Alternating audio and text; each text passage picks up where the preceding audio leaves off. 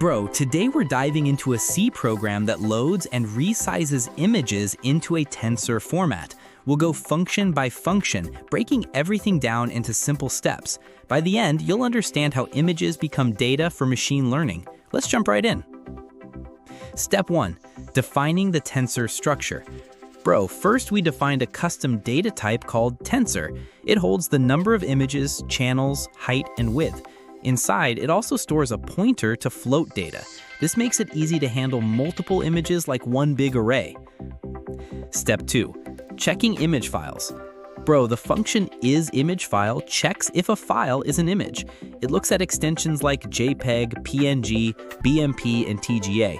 If the file name matches one of these, it returns true. This filters out all non-image files from the folder. Step 3.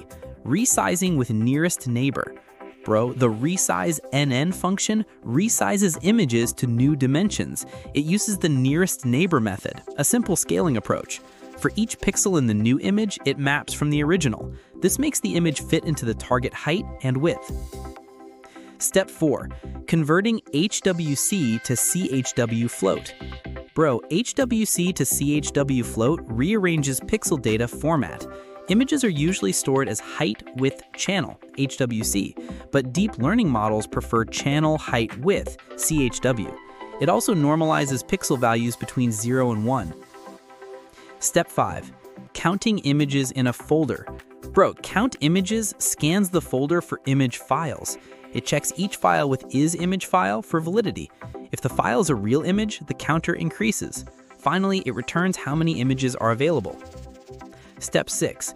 Loading and resizing a single image. Bro, Load and Resize loads one image from disk. It uses STB image to read pixel data into memory. Then it resizes the image to target width and height. Lastly, it converts the pixels into floats for the tensor. Step 7. Loading all images into a tensor. Bro, Load Images Resized is the main loader function. It first counts how many images exist in the folder, then it allocates memory for the entire tensor. Finally, it loads each image, resizes it, and stores it. Step 8.